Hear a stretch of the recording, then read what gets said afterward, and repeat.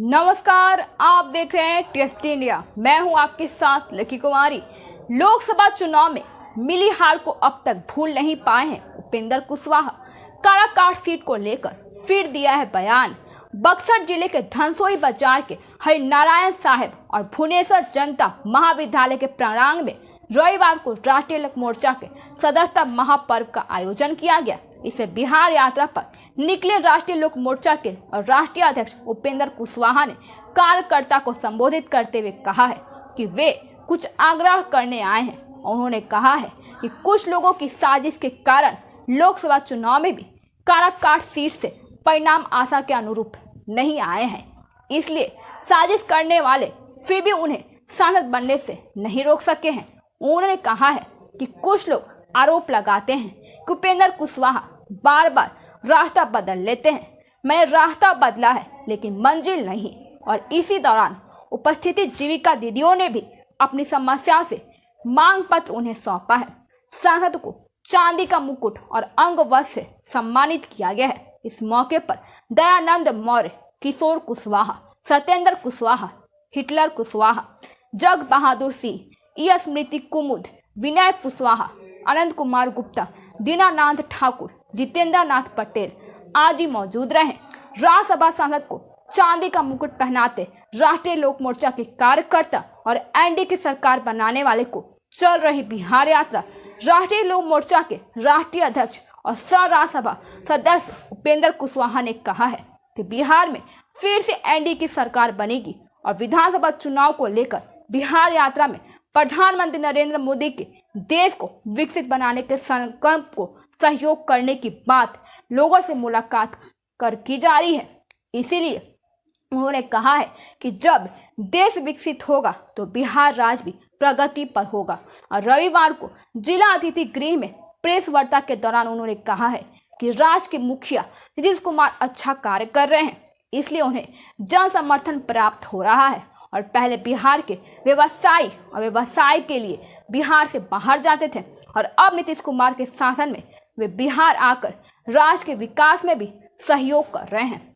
और राष्ट्रीय लोक मोर्चा के राष्ट्रीय अध्यक्ष का बारिश छावनी पर भी हुआ है स्वागत। इटाढ़ी बक्सर प्रखंड क्षेत्र के बैरी जज साहब की छावनी पर भी रविवार को राष्ट्रीय लोक मोर्चा के राष्ट्रीय अध्यक्ष उपेंद्र कुशवाहा का स्वागत किया गया है। इसलिए पटना हाई कोर्ट के भी वरीय अधिवक्ता संजय सिंह ने भी फूल माला पहनाकर उनका भव्य स्वागत किया है। इस मौके पर जदयू नेता संजय सिंह, राजनेता और जिला पार्षद बंटी शाही, प्रदीप दुबे, जादर तिवारी, दयानंद ठाकुर, शिवानंद तिवारी आदि लोग की उपस्थिति रही। आरजेडी सांसद का सम्राट और सिन्हा को लेकर विवादित बोल। आरजेडी नेता और बक्सर के सांसद सुधाकर सिंह ने भारतीय जनता पार्टी को लेकर बड़ा हमला बोला है। उन्होंने बिहार के दोनों उप मुख्यमंत्री को लेकर आपत्तिजनक टिप्पणी किया है। सुधाकर सिंह ने इनकी तुलना रावण अवतार से किया है।